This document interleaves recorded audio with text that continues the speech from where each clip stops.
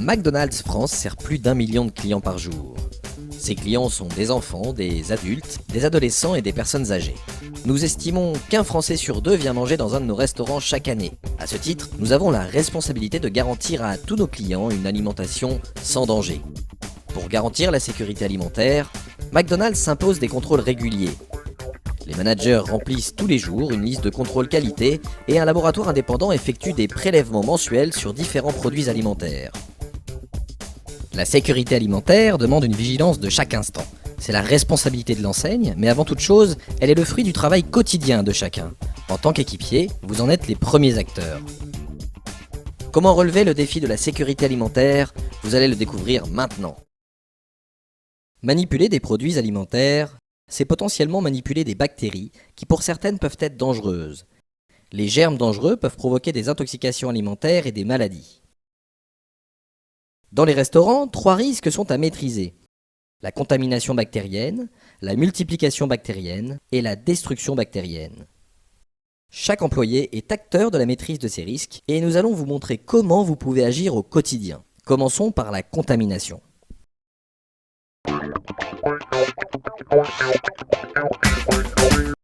Imaginez un restaurant sans aucune formation sur la sécurité alimentaire. Voilà ce qui pourrait arriver.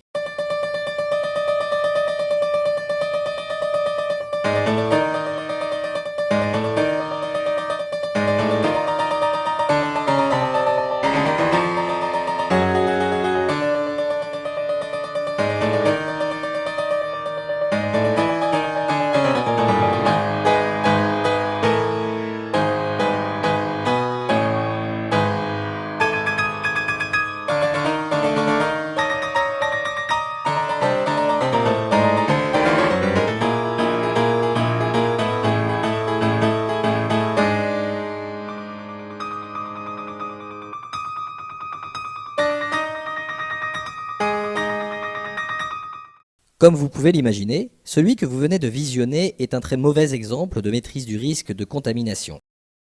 Je vais vous montrer maintenant les bons comportements à tenir dans un restaurant McDonald's pour bien maîtriser les risques de contamination bactérienne.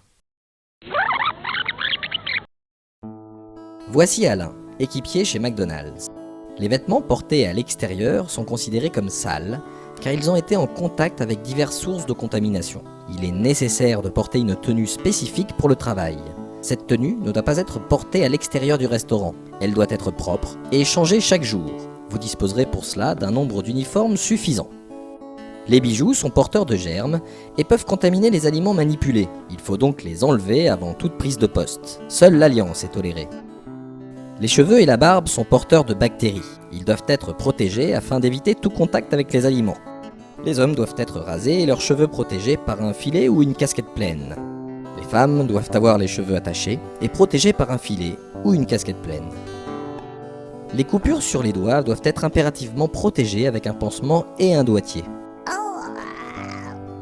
Les mains sont le premier facteur de contamination. Leur lavage assure la destruction des bactéries et évite la contamination lors de manipulation des aliments. La procédure de lavage des mains doit être respectée à la lettre. Lavez vos mains et vos avant-bras à l'eau tiède avec un savon bactéricide pendant 20 secondes au moins. Rincez et séchez-les avec du papier à usage unique. Vos mains doivent être lavées toutes les heures ou dès qu'elles sont contaminées par certaines actions. Se moucher, changer les poubelles, ouvrir un carton, toucher ses cheveux, etc. Outre le lavage des mains, le respect des zones sales et des zones propres est un autre moyen de lutter contre la contamination. Comment distingue-t-on la zone propre et la zone sale? Voici le plan d'un restaurant McDonald's, sur lequel vous pouvez identifier une zone propre, en vert, et une zone sale, en rouge. La cuisine est une zone propre, car on y manipule des aliments sans protection. Les cartons sont porteurs de germes et représentent une source de contamination. Le décartonnage doit se faire dans la zone sale. Les cartons doivent être ensuite jetés dans le local poubelle ou dans le carton de collecte. Aucun carton ne doit entrer en cuisine. Si pour atteindre le local poubelle on doit passer par la cuisine, cela ne doit se faire qu'en dehors des heures de production afin d'éviter toute contamination des aliments. Les viandes crues peuvent être porteuses de bactéries dangereuses. Elles doivent être manipulées avec des gants spécifiques de couleur bleue afin d'éviter la contamination croisée de la viande crue vers d'autres aliments ou surfaces. Les distributeurs de gants se situent à côté des grilles. Les gants doivent être changés au moins toutes les 2 heures et à chaque changement de sac de viande. Les tomates crues doivent être lavées à l'eau claire avant d'être utilisées. Ce lavage permet d'éliminer la terre et les germes présents sur leur peau. C'est seulement en respectant ces procédures que notre cuisine pourra être protégée de la contamination bactérienne.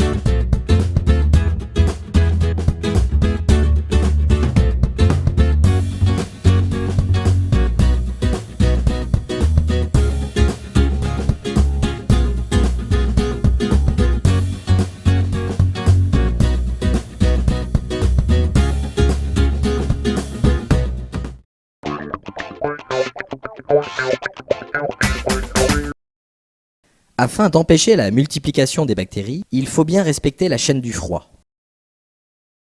Les bactéries dorment jusqu'à 7 degrés, se multiplient entre 7 et 63 degrés et sont détruites au-dessus de 63 degrés. Pour empêcher la multiplication bactérienne, il faut commencer par respecter les règles de stockage.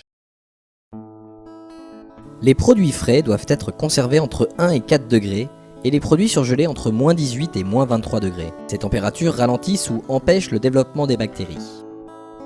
Il faut s'assurer de la rotation des produits en suivant le principe du PEPS, premier entrée, premier sortie, et utiliser en priorité les produits les plus proches de leur DLC, la date limite de consommation. Vous devez y veiller chaque fois que vous prenez un produit dans une zone de stockage. Il est important de manipuler ces produits rapidement afin d'éviter qu'ils ne se réchauffent.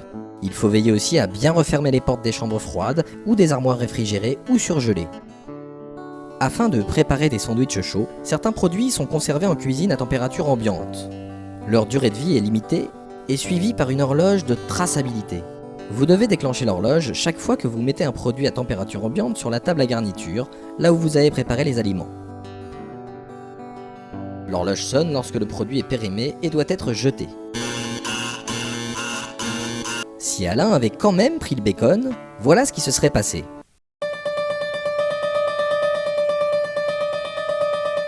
Voici la bonne procédure à suivre pour empêcher les bactéries de se multiplier. Comme je vous le disais précédemment, l'horloge sonne lorsque le produit doit être jeté.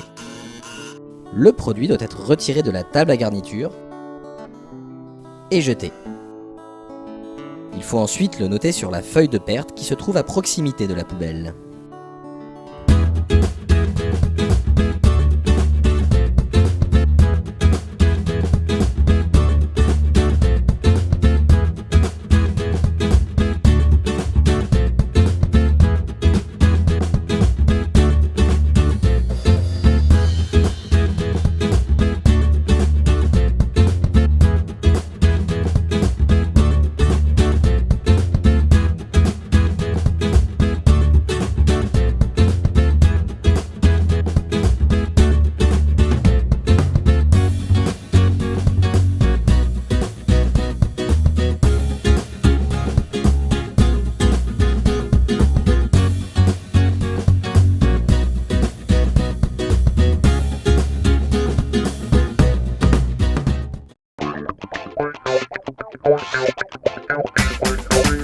Le dernier point de maîtrise de la sécurité alimentaire concerne les procédures à suivre pour assurer la destruction des bactéries dans nos restaurants.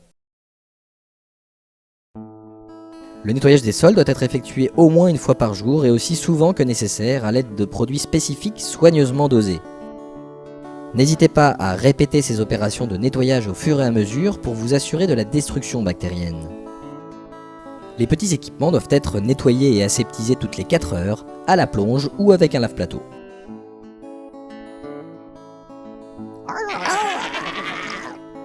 Tous les postes de travail, les surfaces, doivent être maintenus propres. Pour le faire, vous devez utiliser un chiffon propre et aseptisé et un vaporisateur de solution aseptisante.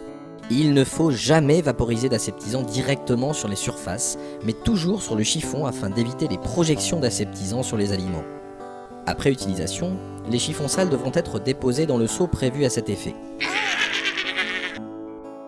La bonne cuisson à cœur des steaks hachés est la seule garantie de destruction des bactéries. En cas de doute sur la cuisson des viandes, prévenez immédiatement le manager. Il est nécessaire de gratter le grill après chaque série de viande afin d'ôter les résidus et de permettre la bonne cuisson à cœur des viandes.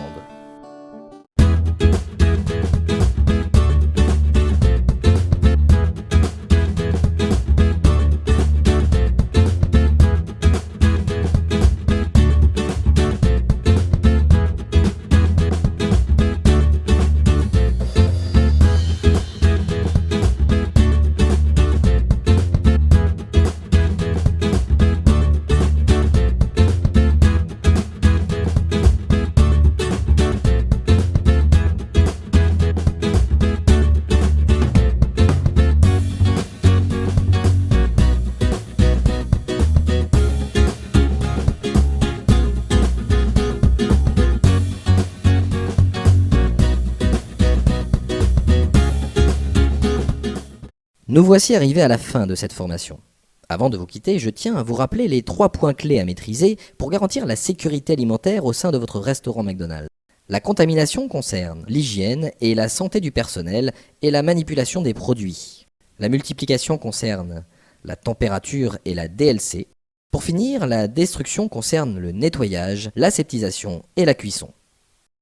Lors de vos formations sur les différents postes, vous aurez l'occasion d'être accompagné pour apprendre à maîtriser chacun de ces risques. Vous contribuerez ainsi à garantir la santé de nos clients.